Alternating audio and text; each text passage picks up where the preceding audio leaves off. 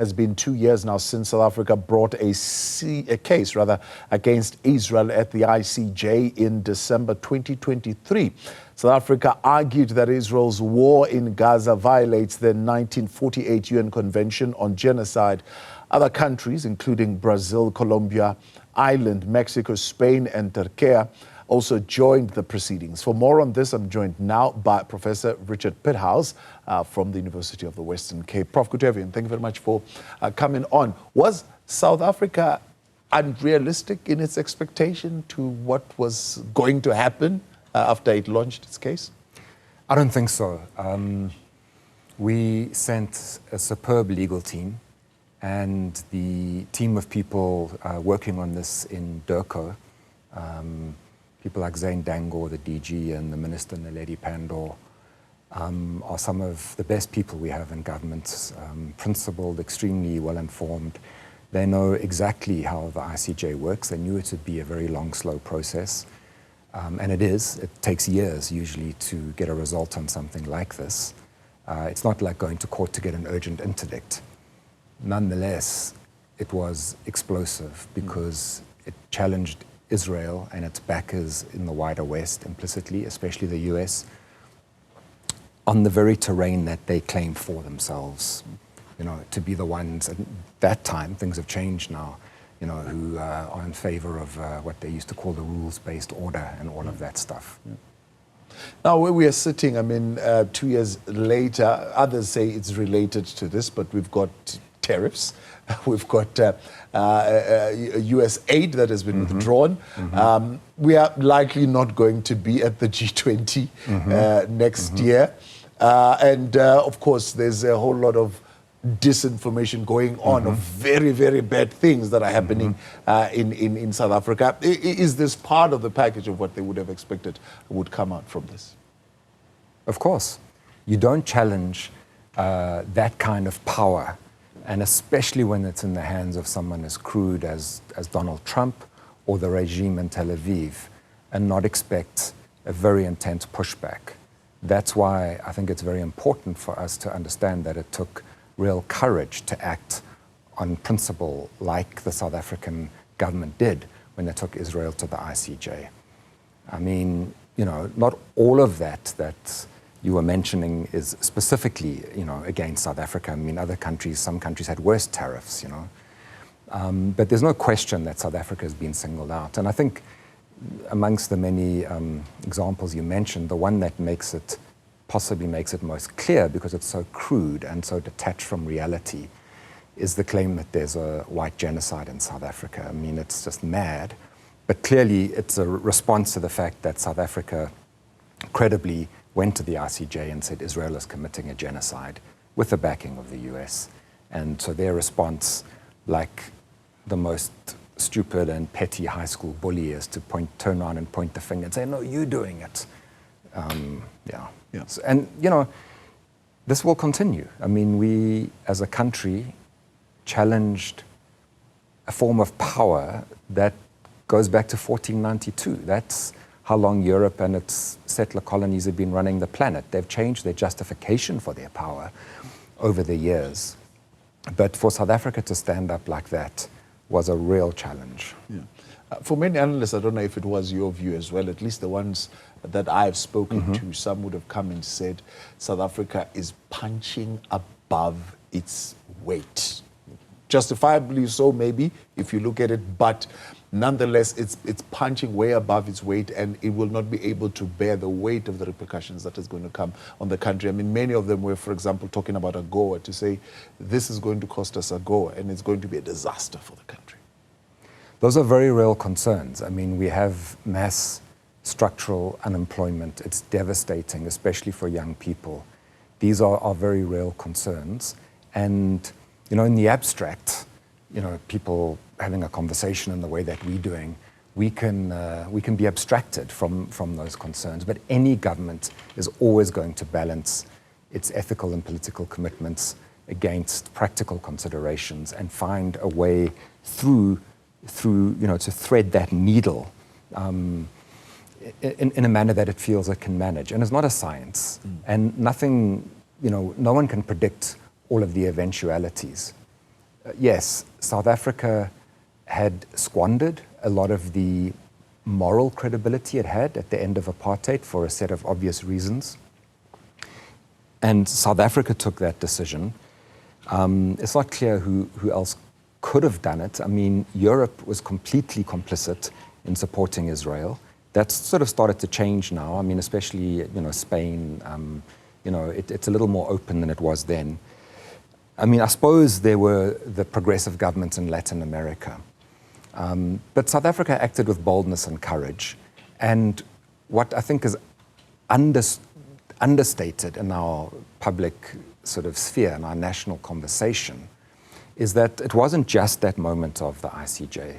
South Africa did move to build an alliance of countries that could act together to take measures against Israel, but also to support the recommendations of the ICJ, as well as the International Criminal Court, and to ensure that South Africa wasn't so isolated. And I'm talking about the Hague Group, started in The Hague in January last year, had another big meeting in Bogota in Colombia in July, and then a meeting in New York when the UN General Assembly was on.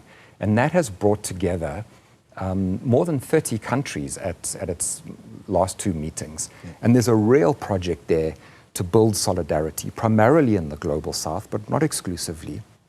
And I think with Trump just becoming ever more reckless, to put it bluntly, crazy, and threatening even now, the territorial integrity of a respected European state, with threats about Greenland, threatening Mexico, the possibilities for South Africa to continue expanding that network of solidarity and to ensure that we're not alone are really there. Yeah. This is not a time to back down. Trump is vindictive.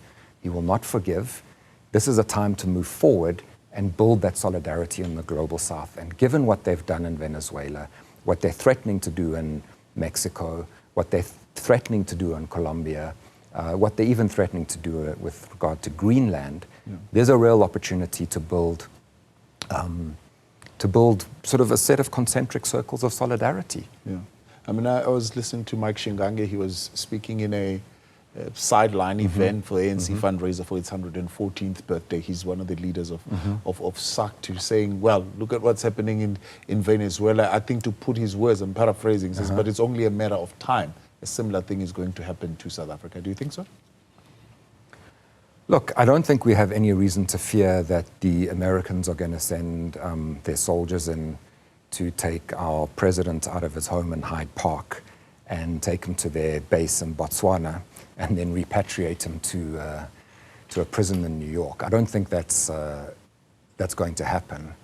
But that isn't the only way these things go down.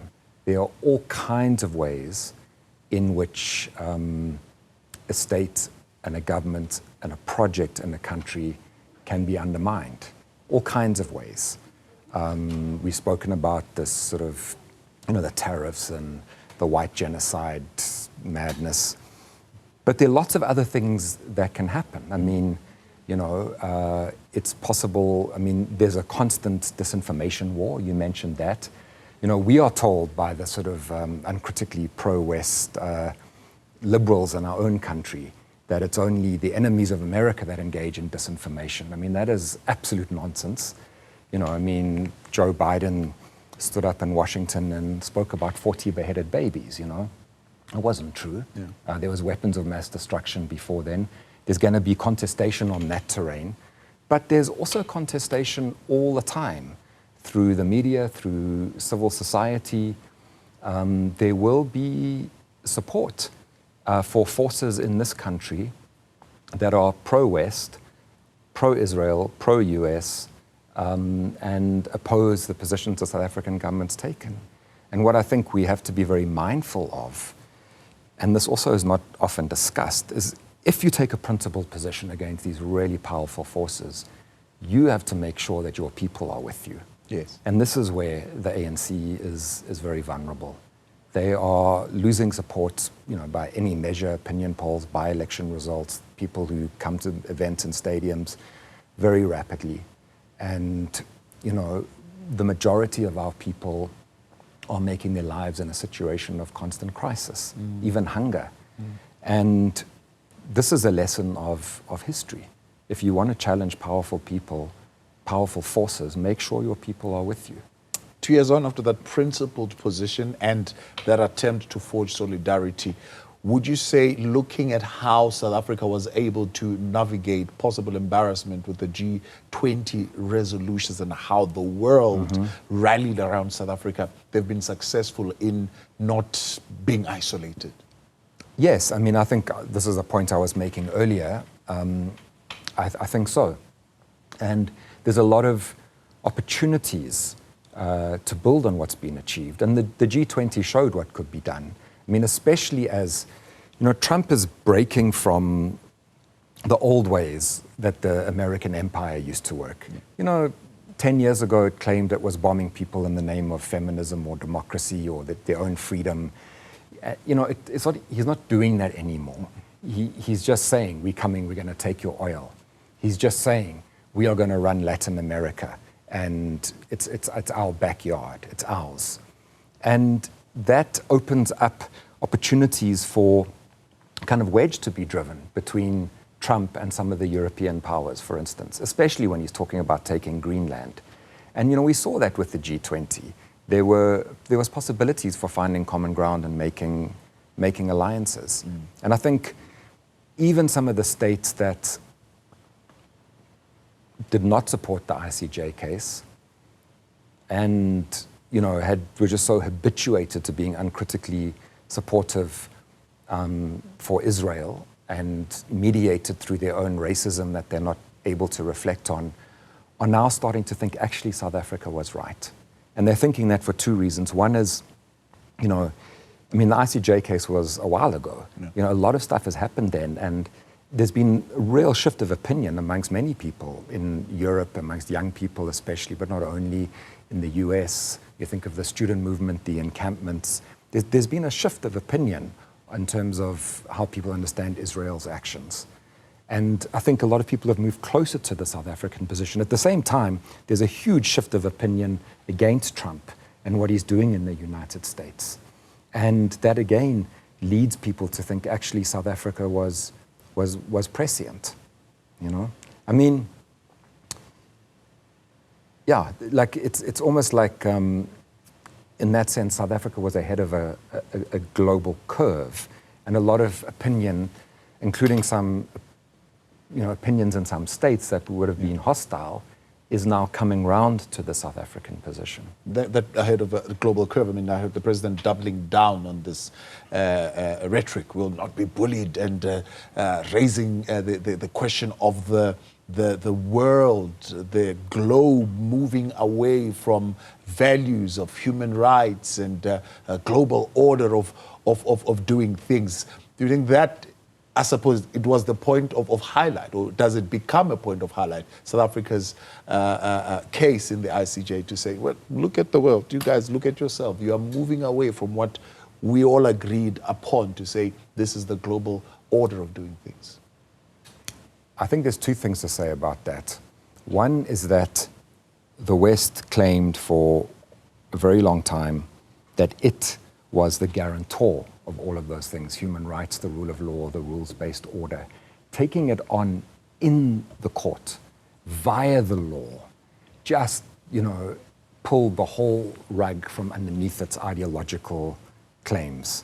It was almost like, in martial arts, like judo, the kind of martial arts where you use the force of the blow against the person delivering the blow.